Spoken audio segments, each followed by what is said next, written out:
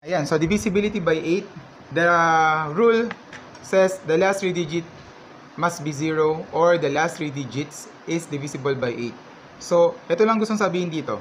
Instead of dividing the whole number by 8, then kunin lang natin yung last 3 digits and then divide natin sa 8. Kung divisible siya sa 8, then it is divisible by 8.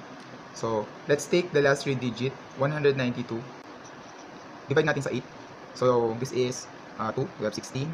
This is 3 and 2. 32 divided by 8 is 4. Then, we have 32 and 0.